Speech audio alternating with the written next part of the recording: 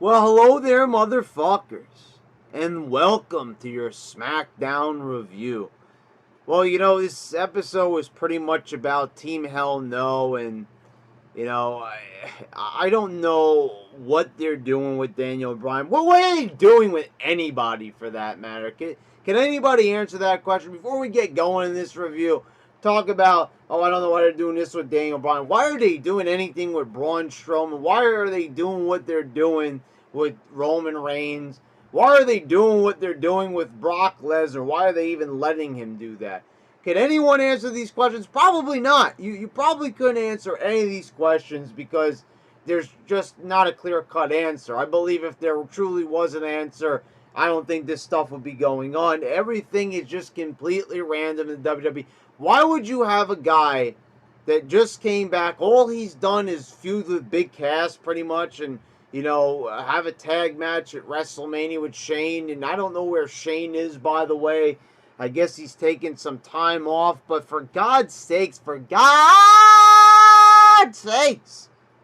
why is Bryan not in the title picture? Why is he not feuding with The Miz? They moved The Miz to SmackDown, right? So he could feud with Bryan. He was all nervous and everything, remember? And they were trying to hold it off as much as possible. He wasn't there that SmackDown the week he got traded.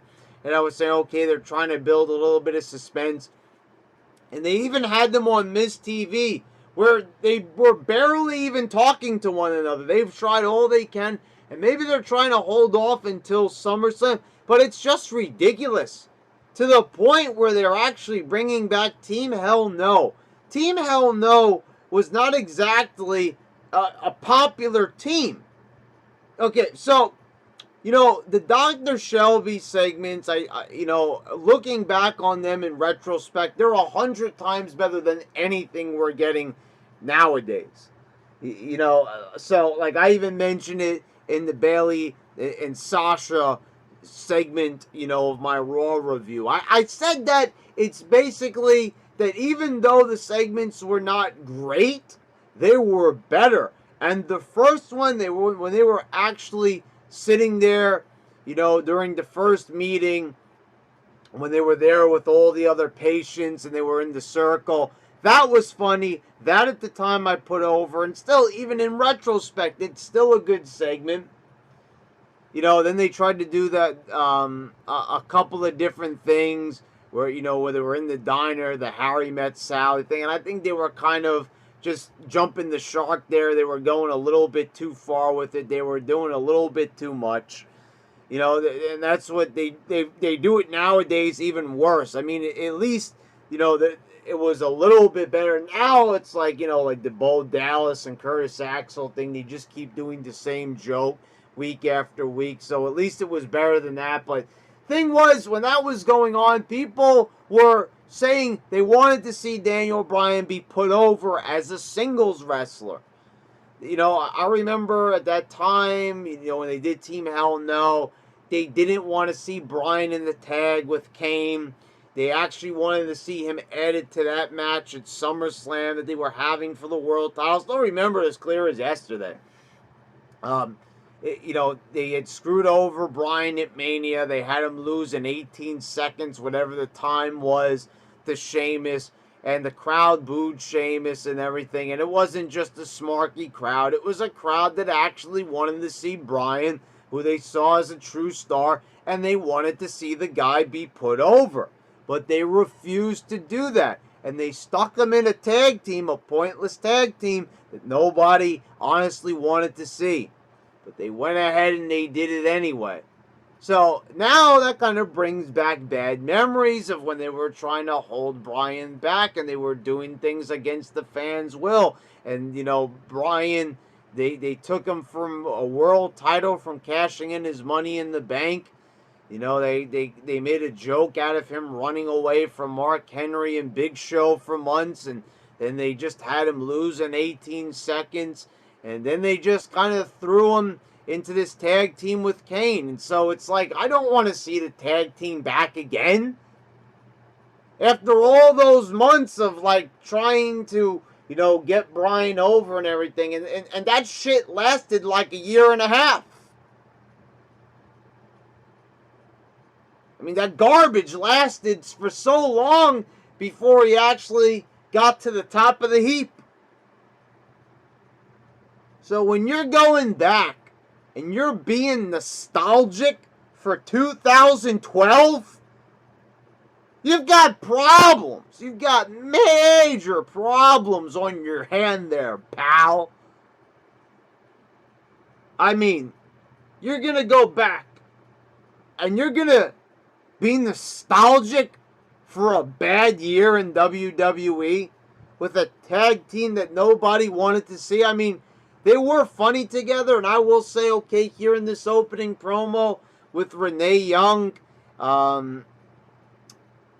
they were funny about it. Bryan brought up about how they were in that feud, where he got tombstoned on the steel steps and he tried to abduct Brie Bella, and they had the match at Extreme Rules and everything, so they brought back all those memories, which was nice because they normally don't do that.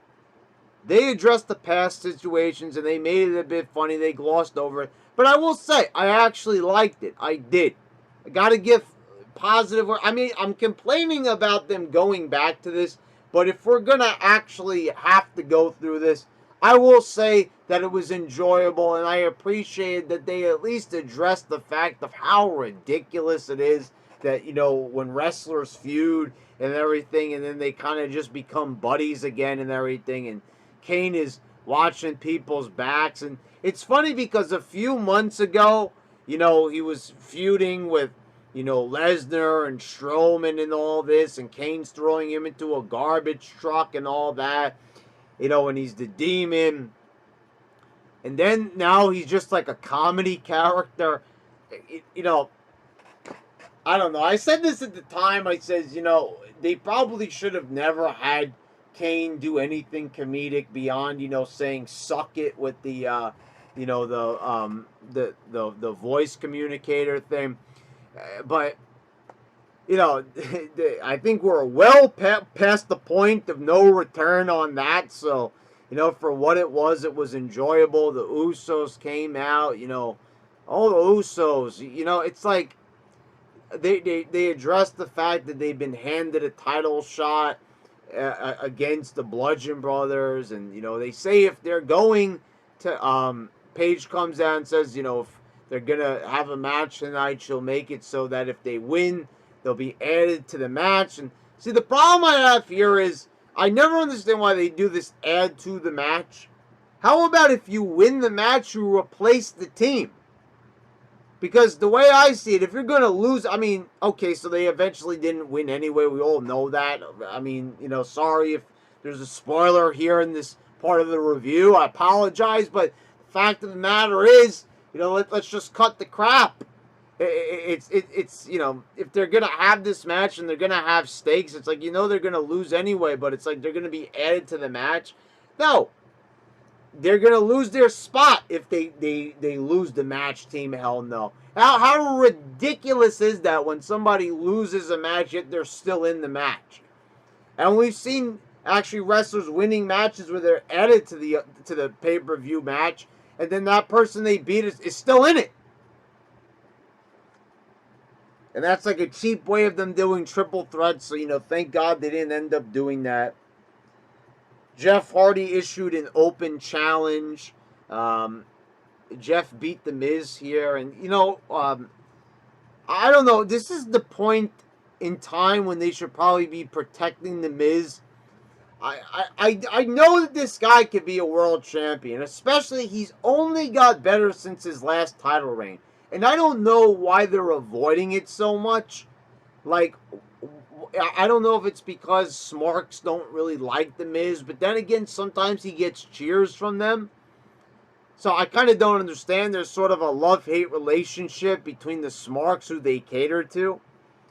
But, it's like enough with that. The hell with that already. The Smarks might not like this. It doesn't matter. The guy cuts good promos. He wrestles good matches. He's a good worker. He does everything he's asked to do. You don't really hear too much on the dirt sheets about them being unhappy with him. He's marketable. He still goes on talk shows. They ask him to appear on TV shows. So, what better way to capitalize off of that by giving him the title? It's enough already. I mean, how long are they going to wait before they give him the title again? It's been 7 years, more than 7 years since his last title reign. And 20 Intercontinental title reigns later, I think it's about time that you get him back on the horse again. And Jeff Hardy is the United States champion. I also think that this guy should be in the world title picture. I say that this should be the world title picture right there. You've got enough people here. AJ, Jeff Hardy, The Miz, Daniel Bryan. There's enough charisma there. There's enough, you know what I'm saying? If they want to do a multi-man match, there you go. That'd be perfect. If you don't want to have the one-on-one right away, put these 4 guys together. So, I don't understand it. It's like they do have the roster to put together a pretty good show and to have some interesting matches, but I guess they just don't want to do it. I don't know what it is. It's like it's so hard. They struggle and they do all this stuff. And, it's like no direction for anybody. It's like, does anybody realize that The Miz and Jeff Hardy, but let's talk about both of them at the same time, because I'm sorry, I'm a little excited. I just have to talk about both at the same time here, because it's a little bit infuriating watching year after year as they waste time with a guy like The Miz. And it's like, these guys are not getting any younger. They're going to develop more and more injuries. You're going to lose out on opportunities. They've already lost out on tremendous opportunities throughout the years. Even when this was better, they lost out on opportunities. Like the fact that they never had a what's a match that they never had? It's what I had something right on the tip of my tongue. Like a decent Shawn Michaels versus Jeff Hardy feud. They started doing one, they never got back to it. It was a missed opportunity. The Rob Van Dam and Shawn Michaels. I mean, mostly with Shawn Michaels, they really messed up bad. They should have been having a ton of matches with these guys, and they missed so many opportunities. The Rock and Shawn Michaels. Even when Shawn Michaels was active, they had a period where he returned, right, from 2002, and he didn't retire all the way up until 2010.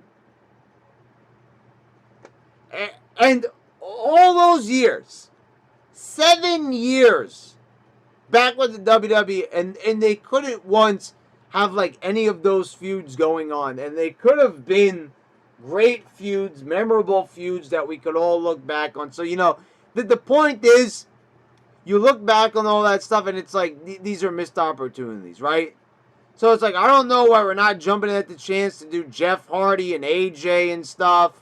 Make AJ a heel already, because he absolutely sucks as a babyface. I mean, guys, is AJ not one of the most boring baby faces, most blandest baby faces you ever seen? So why do they still insist on having him work as a baby face? I don't get it. I mean, he's boring as can be. Okay, so Jeff Hardy and The Miz. The Miz is just, I don't know. He's like, how many Intercontinental titles do you want him to win? And the thing is, they always talked about his record, the amount of days. It's like, why did he lose the IC belt? He should have just held the IC belt for 7 years, basically. Because for the past 7 years, that's all he's been doing is winning Intercontinental championships. So why they even took the belt off of him at all is beyond me. There was a pancake eating contest. And guys, honestly, if you like New Day, if you like these characters, and I understand they're characters. I, more than anybody here in the YWC, always talk about characters. It's all about characters. Let's have characters on the show. Let's have character development instead of having 1,000 matches that please the smarts and have great, serious wrestling matches with great high spots and all this stuff. I say, why don't we take the time to develop some characters? And they have developed New Day as characters, but they're just random as hell, and I just can't take it. I mean, for one of the years that they're active, they are all obsessed with unicorn horns.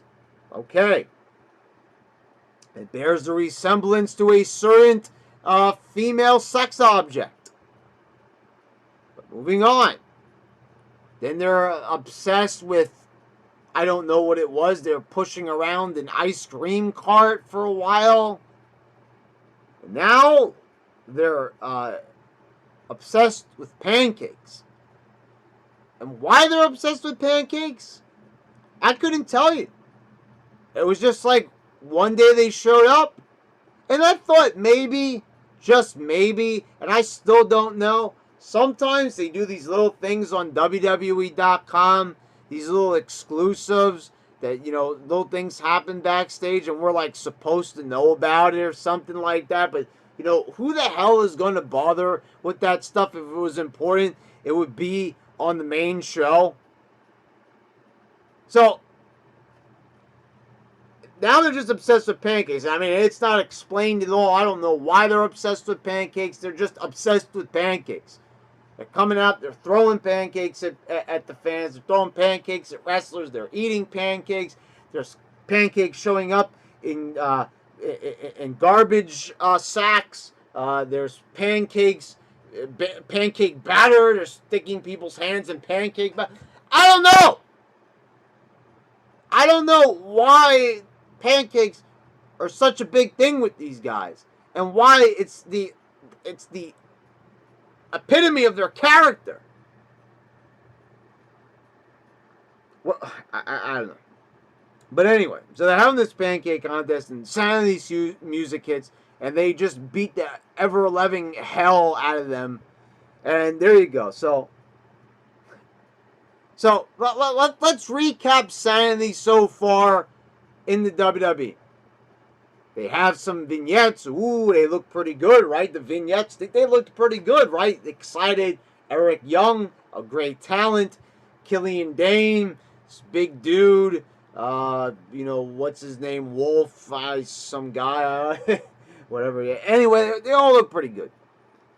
And the vignettes look good, and it looks scary, and it looks like an imposing team is upon us, and it looks like they're gonna just kind of hijack WWE and take over, and they're just gonna run roughshod like NWO style, whatever. We've seen it before, but hey, it's cool. They're crazy. Eric Young looks like a nut job. Hey, it's Eric Young. This guy knows how to work a mic. This guy knows how to work the facial expressions. He's done numerous characters in TNA. He knows what he's doing, and he's a good worker in the ring. I'm all for Eric Young. Like I said, it's the same thing with Bobby Roode. These guys were bred for. And by the way, wasn't Bobby Roode like not on Raw? I didn't even really notice that in my Raw review. My God, it's like these shows happen. It's like half the roster doesn't even show up for them, and somehow, some way, like Raw's 3 hours. All right, we'll get to that in the next Raw review. Next week. But Eric Young, I mean, man, and you pair him up with a guy like Killian Dane, and they should have no problems getting this team over, right?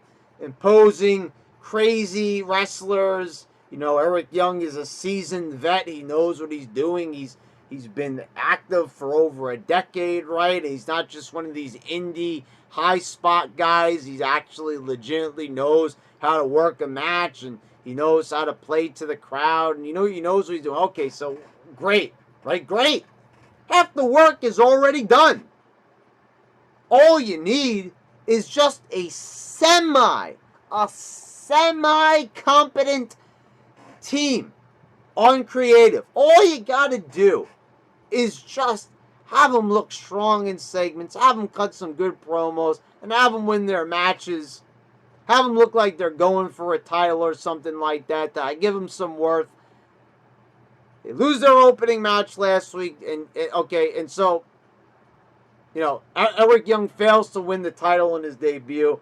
Okay, it's a DQ finish.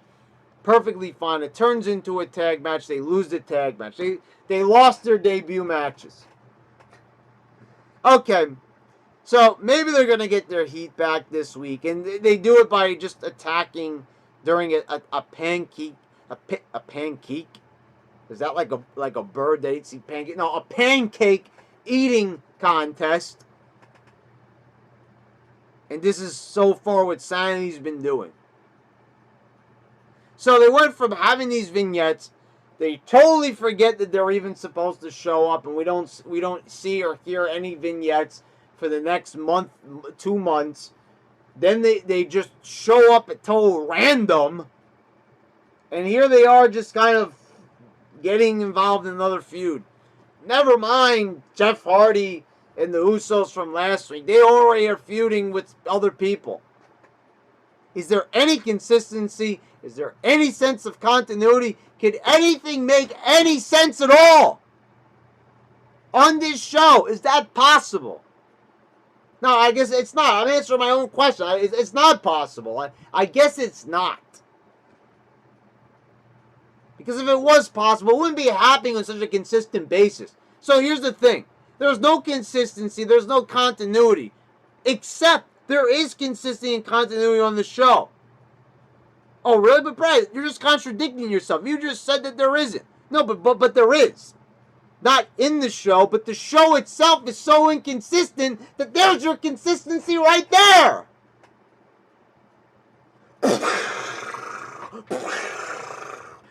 Mind fuck. I mean, really.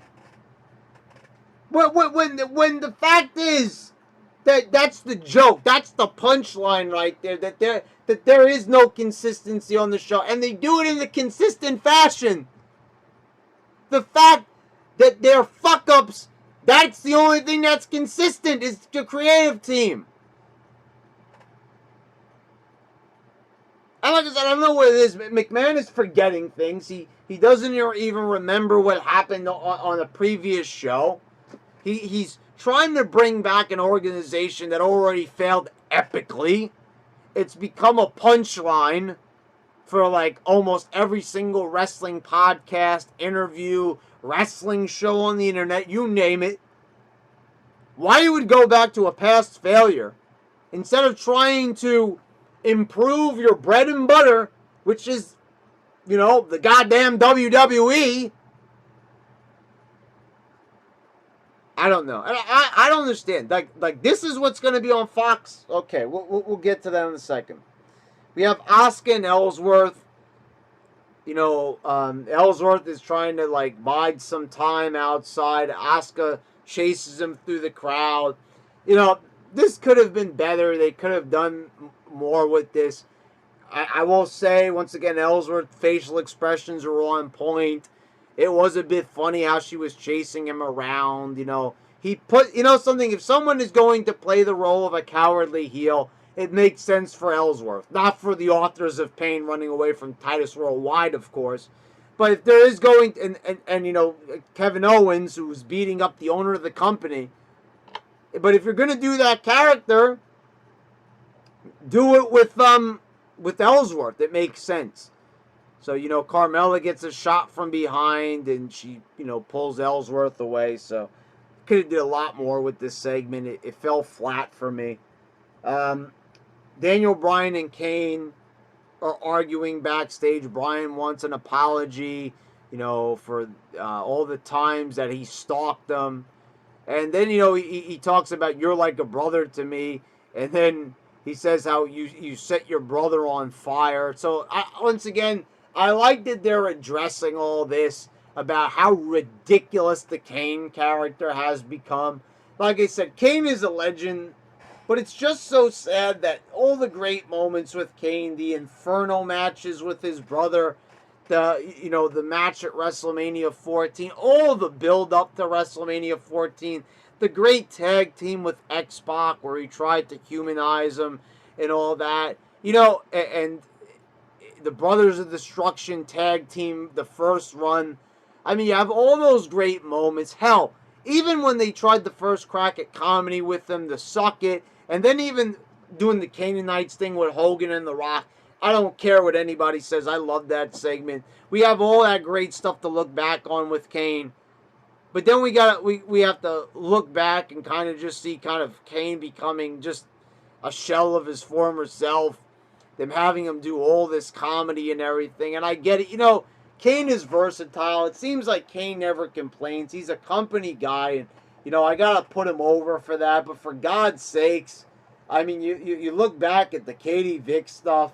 You look back at all the, you know, putting the mask on, taking it off again, everything. It's just plain ridiculous. So, with that in mind, you know, it's funny. I enjoy him and Brian bickering. These are two guys that obviously, you know how to talk. They know how to converse, you know, in a realistic fashion that doesn't just seem totally ridiculous and scripted. But I just can't feel that there's better ways for Brian to be spending his time where there could actually feel like there's something going on. Like, okay, are they going to go for these tag titles? And are they going to win them in Extreme Rules? Because if they win them, then that means that they're going to be putting off the Miz Daniel Bryan match that everybody wants to see probably for another few months.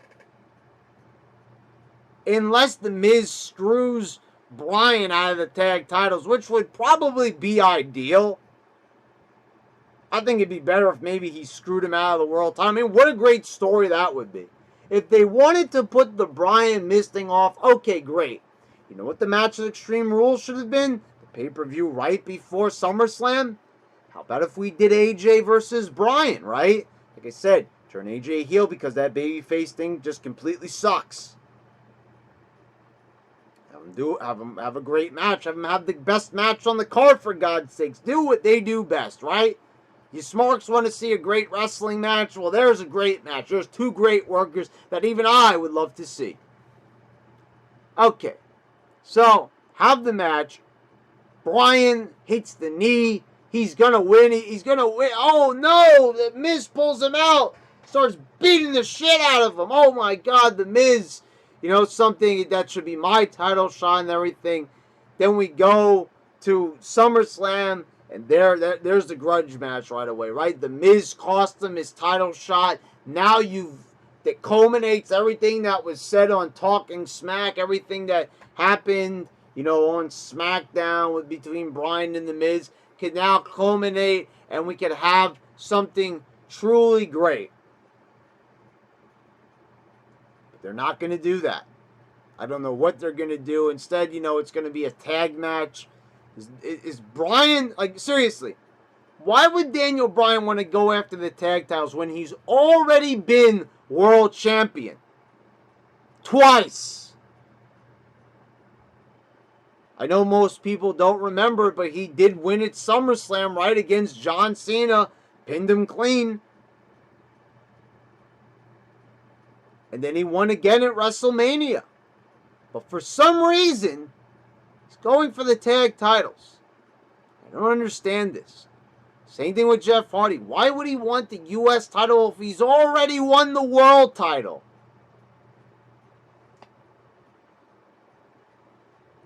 AJ beat Aiden English. Okay, obviously this is pointless. We all know who's going to win. What is the point of having these matches where we know what the result's going to be?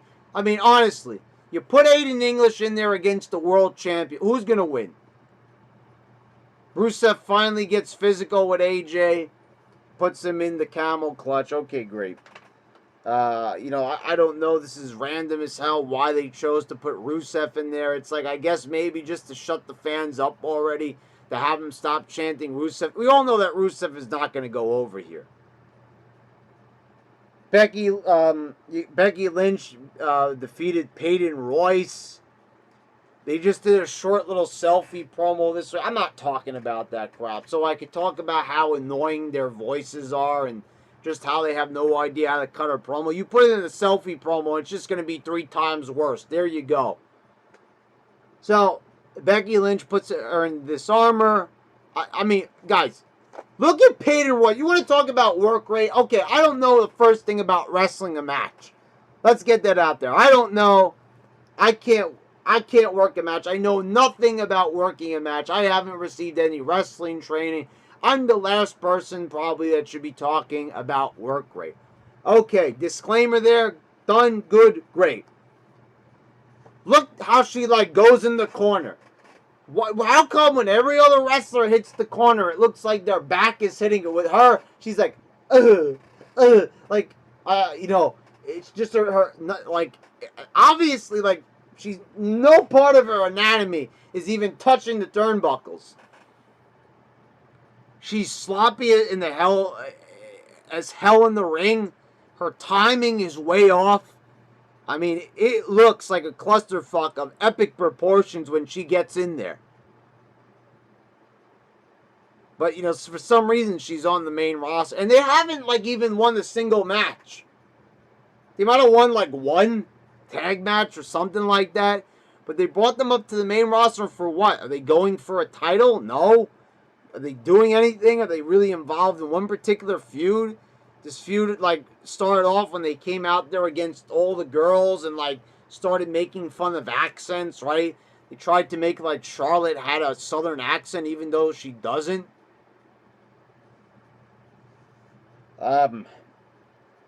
Nakamurphy is backstage again. So, you know, this is your Royal Rumble winner. This is your WrestleMania main eventer. He was in every single world title match for the past 4 months. And now he can't escape the realm of backstage for some reason. I just can't seem to get out to the ring. And he attacked Jeff Hardy one time. And now he's just cutting promos on him backstage. No interaction, no face-to-face, no nothing. Jeff Hardy was out there. Did Nakamurphy do a sneak attack? No. Did he come out and cut a promo? No. Did he come out to do some commentary? No. Did he come out on the stage to watch him? No! He didn't do anything. There was no interaction at all. Team Hell No defeated the Usos. Okay, great. So, you know, they're not added to the match. Didn't think they were anyway. I'm just saying, I just think that they could be doing so much more with Daniel Bryan right now, other than putting him in a tag team title match with Kane that no one asked for. That, like, no one was, you know, if they're going to go by what the internet says, like they do a lot of the time,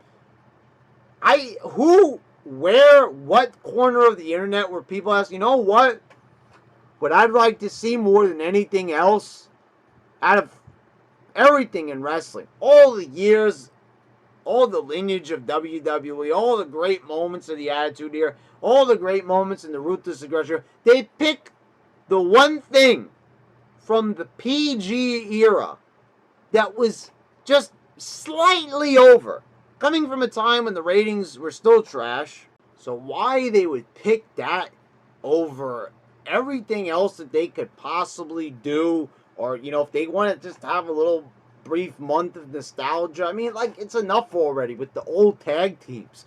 As I said with the Shield, they didn't even wait like 3 months to at least put them back together. Like, you know, and it's something that no one was asking for. Okay, put the Shield back. I get that. People were asking that. I saw that written all over the place.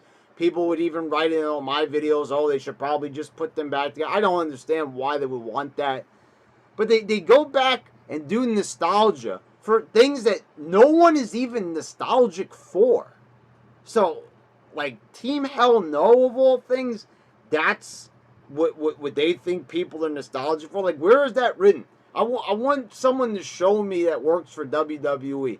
Where do you see that where people are asking for Team Hell No? Or is this just something that Vince wanted to see, or did he enjoy it so much? I mean, I don't even know. Vince doesn't even seem like he even remembers what he had for breakfast.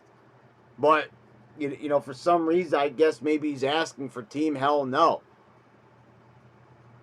And I just look at this whole show as a whole, and I'm like, this is what Fox purchased for like nearly $1 billion. This show right here is worth all that money. This show isn't even worth $1. It's not even worth 2 cents. It's complete and utter garbage. There's nothing here to enjoy. There's no, you know, besides Kane and Bryan just being competent in their segment, that's about all you could really say or praise. I mean, aside from that, you watch this show and it's like you missed if you missed this show, did you miss anything at all? The answer to that is no, you didn't. You didn't miss a single thing. Well, there you go, guys. There's your SmackDown review, and this has been your YWC champ. I'm signing out.